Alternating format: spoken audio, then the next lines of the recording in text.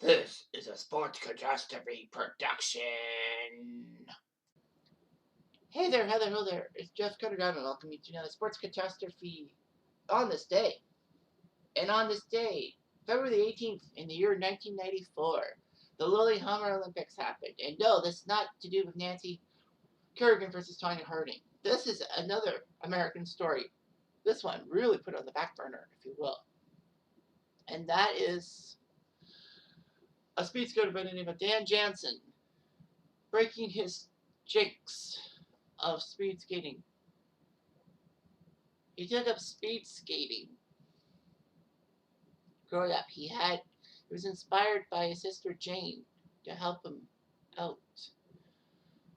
The funny thing about Dan Jansen is that he has three sisters who are nurses, and two of his four brothers were police officers and one a firefighter. So he was the youngest of 9 children. So he actually took 4th in the 500 meters at the '84 Winter Olympics in Sarajevo. In 1988, Dan Jansen was the sprint champion, meaning that he was world champion at the 500 and 1,000 meters, which is basically the sprint in a speed skating thing. Otherwise, it's all about strategy. So anyway, before the 500 meters, he competed before the 500 meters on Valentine's Day in 1988 in Calgary. Jansen was informed that his 27-year-old sister was dying of leukemia. Jansen tried to speak to her on the phone, but didn't get a response. Unfortunately, later on, she died. Jansen competed in the 500-meter race, but fell in the first turn.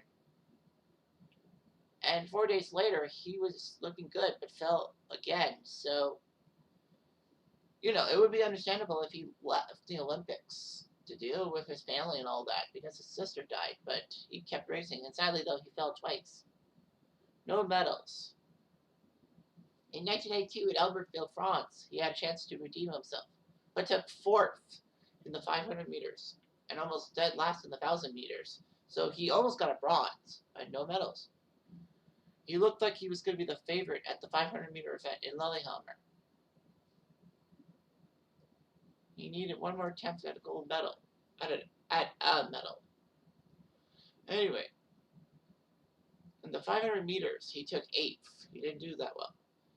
But he wanted to do well. So he got, in the 1,000 meters, he actually competed, and he defied expectations by winning the event.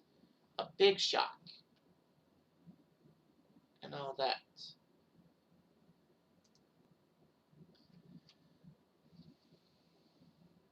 So Jansen, I believe, went last, right?